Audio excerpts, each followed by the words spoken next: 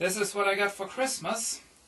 A widescreen Full HD TV. It's a Grundig Model 32VLC6020C, made in Europe, would you believe it? There it is, all set up in the shelf. And there is me. Hello there, YouTubers. Let's zoom in and take a look at the features and functions. Most important, it is Full HD 1080p. Picture. Perfect Picture Plus, Dynamic Contrast Plus, Super Wide Angle. I have no idea why they didn't wrote Super Wide Angle Plus. Would have matched the other ones. For comfort, it has built-in tuners for DVB-T and DVB-C, that is digital terrestrial and digital cable TV. Has an MPEG-4 boxer. Now what does that mean?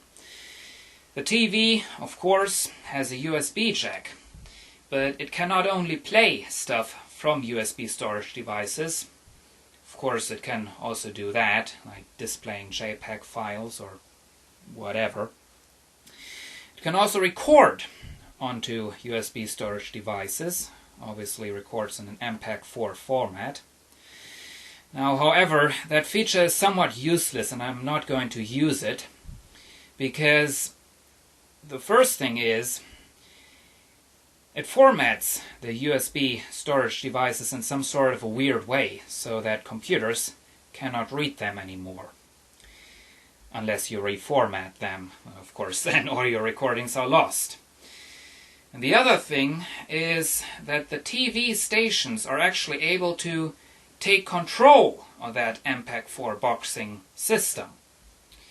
For example, they can send out signals so that the system will play your recording only once. Or it can also send out signals so that you cannot fast forward. So you cannot get rid of advertisements you recorded in your TV shows. So that's garbage, pretty much.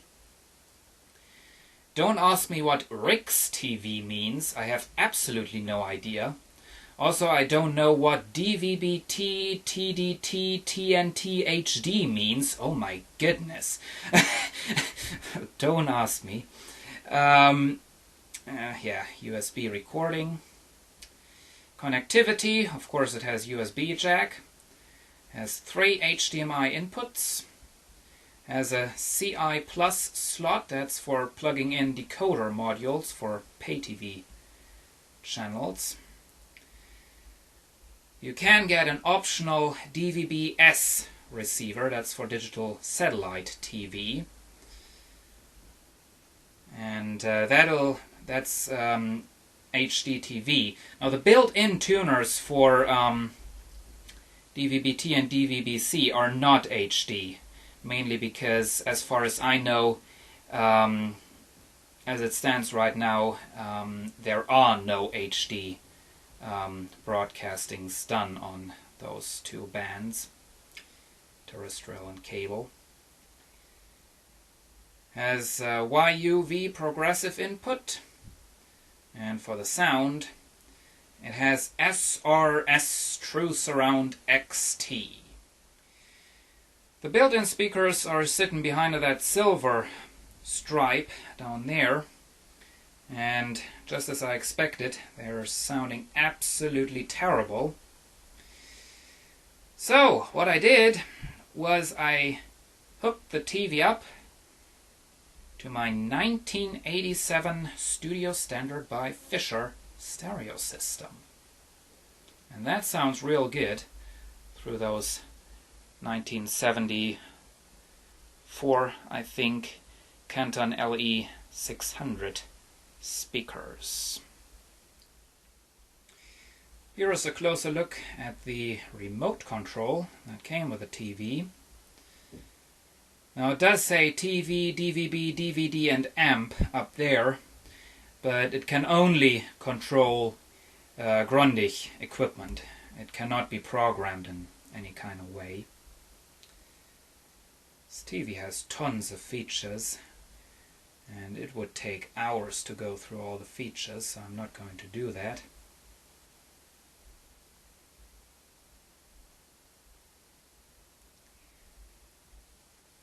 Grundig. Now, we don't have DVB-T or DVB-C. In fact, we don't even have a cable for cable TV in this whole neighborhood. What we have is satellite TV.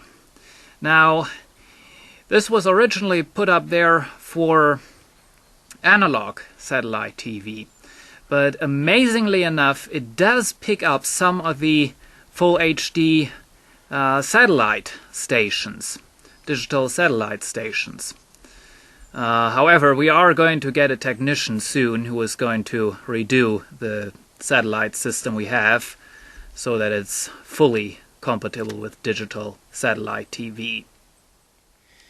Of course, to receive digital satellite TV, I need an extra receiver. I didn't get the Grundig receiver for this television. What I get is a cheap, but still pretty good, receiver that you can see right there. It was made by a brand called Zehnder, and it's the model HX7100U. It's HD TV satellite receiver. Of course, has an HDMI output. This thing has 4,000 preset stations, and it is pre-programmed for 3 different satellites, for Astra, Eutelsat, and I think DrCassette. Now, with our satellite dish we are receiving Astra. Now, one feature I want to mention with this satellite receiver, it also has a USB jack, and it can also record onto USB devices. And it's actually much better than what my TV can do. First thing is, the USB storage devices are formatted in just usual ways. You can either have NTFS or FAT32, and it records in standard MPEG-2 compression. That's nice. So when I record something, and that's another great thing, I can also timer record things. And as far as I know, the TV stations are unable to take control of this receiver, so that's another great thing. So if I recorded something off of the television, I can take out the USB storage device, plug it into my computer, and do all the video editing and recording to DVD on there, which is of course a lot more comfortable than doing it all, well, not on the computer. Another great thing is that this receiver for analog video signals has not only the shitty European SCART jacks, it also has composite video and audio left and right outputs. Now, I have a cable hooked up to that output, and when I want to record something onto VHS or DVD, I can just take this cable and plug it into the inputs of my DVD recorder or my video recorder. Now there they are. We have the piece of shit Mustek R100LB DVD recorder. Underneath of that is my good old, well, not that old actually, Panasonic model NVHS 830 Super VHS VCR. And that is of course also all hooked up to the Grundig TV. For the Panasonic Super VHS, I was forced to use one of those stupid SCART cables. because I have the super video output of the VCR plugged into my computer so that I can digitize video cassettes. The Mustek is hooked up using composite video. Okay, now let's go ahead and give this TV a bit of a test. Now another... Can you see me? I don't think so. Another nice thing about this TV is that it has a real power switch that cuts off all the power going into it. No stupid thing is that switch is on the back. There it goes. You can see blue LED flashing, and that's also right next to the remote sensor. When you turn it on, it goes into standby mode. I don't like that, but it seems to be the same with all TVs. So, now we have our AV switch. There is nothing on the channels in this TV, since we don't have any antennas for that. So, press AV, and there it goes. It's booting up. I mean, nowadays everything is working with computers, so it takes its time. And there we go, with some sports.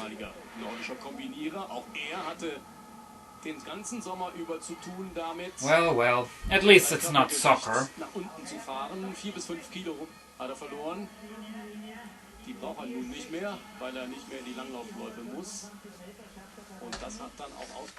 Okay, let's get rid of that sound. Now, what else can I do? We can take a quick look into the menu. If I can get that to work. Yeah, it says menu down there, but that doesn't bring you into the menu. There we have the menu, which is too bright. It's manual focus. Okay. See if we can turn down the exposure a little bit. There we go. That's better. And there is the menu for the picture. And let's see, what else do we have? It's all operated using the joystick right there. Security, special features, timer. So you can see one of those, that function up there isn't working in this mode apparently. Anyway, that's for sound. I already had that. And back to picture.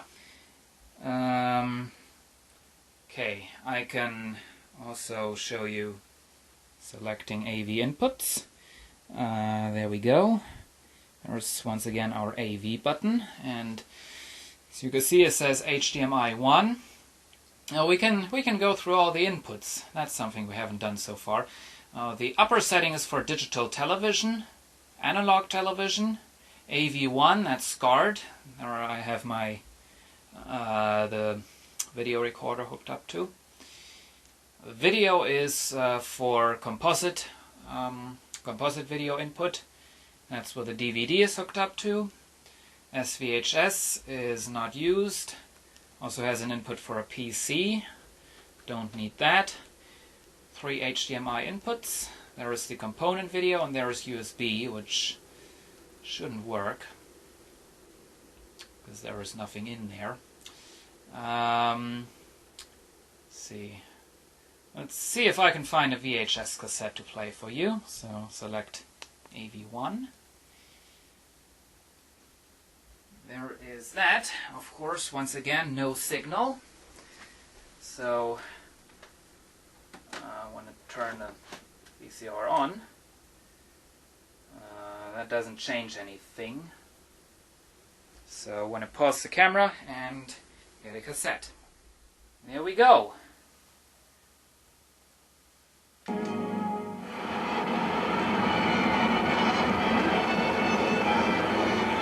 das neue Jahrtausend beginnt. Millionen Menschen in aller Welt feiern. Von Kiribati bis Kalifornien. Feuerwerk im Stundentakt. Der Eiffelturm wird zur Wunderkerze. Berlin im Lichtermeer.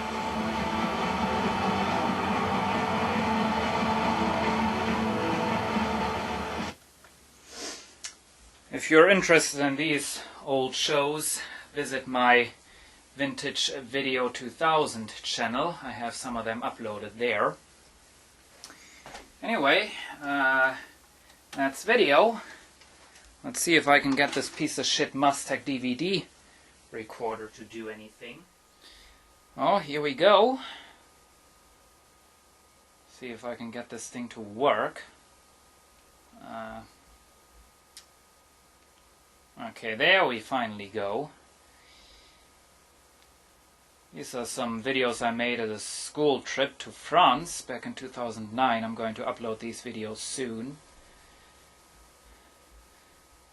Now, that's something that really annoys me. You can see the title is not showing all the way right there. Don't know what's causing that. I have to pay attention to that problem in the future. And anyway, we're going to see the whole video soon, so it doesn't make sense to show that all right now. And here we are back on television. Let's see if I can select another channel for you. Well, that's not going to work. That's one of the channels that can't be received with our satellite dish at the moment. This works. As you can see, the receiver also gives you some info, which is nice. There's an electronic program guide right there. What else? It has, of course, it has a menu, and that's a bit of a gimmick. You can actually play games in the menu. You can see we have Sudoku right there, so I can quickly show you. I don't know how to get this game to work. It's all washed out. That's better. So get rid of that. It does have a software upgrade that works over the satellite, which is kind of interesting. Let's see, what else do we have? TV system, as you can see, I currently have it set for 720p at 60 frames per second. And also set it up to, let's wait for that to recover, 1080i at 25 frames per second. Don't know if it goes any higher. Yeah, okay, there we have 1080i 30 frames per second. Now, thing was, I had a feeling that the 30 frames per second interlaced was not enough. Because the picture looked kind of skippy. However, I have noticed that effect on other TVs as well, so I guess it's not the fault of the frames per second rate. I guess it's just the way it is. So, well, I actually want to leave it the way it is right now. So that is, however, that is the maximum resolution you can get, 1080i at 30 frames per second.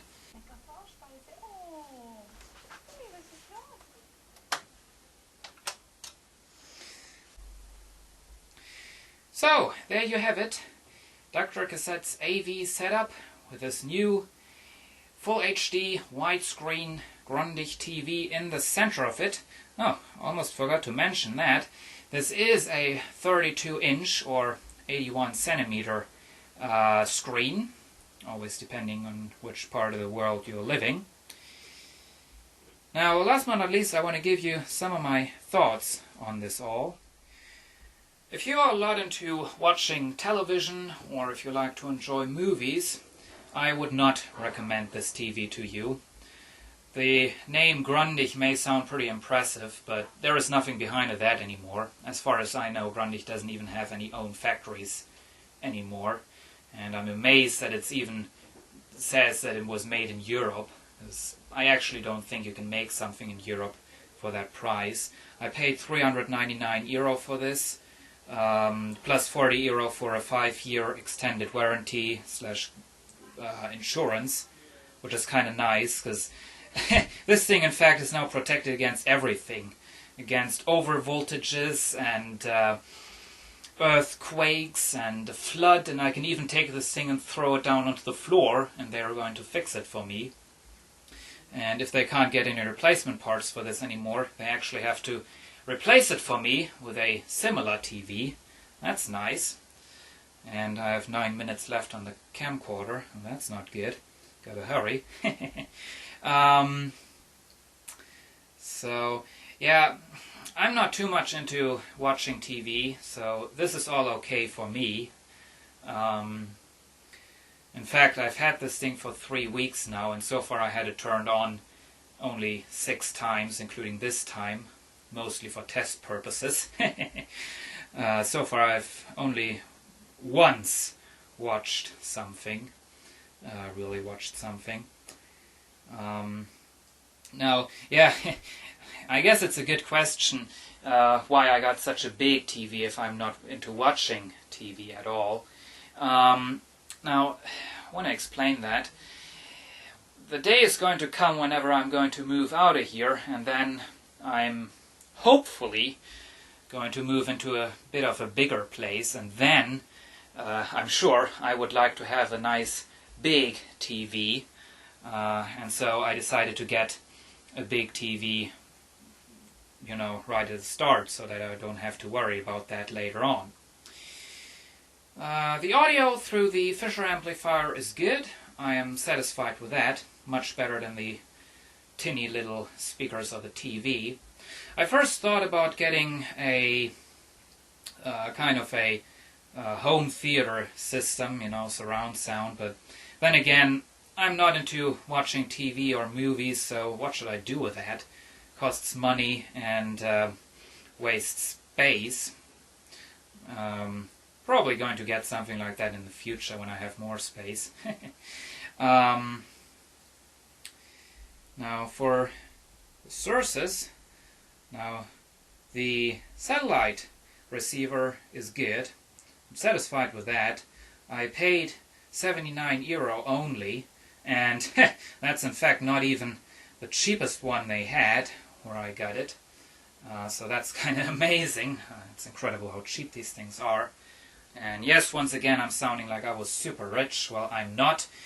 In fact, I got this all for Christmas. I already mentioned that. My parents and my grandmother both paid for the TV, and for the satellite receiver, an aunt paid for that. The sources, as you can see, the video recorder is good. Only stupid thing is that I don't have the original remote, as you know.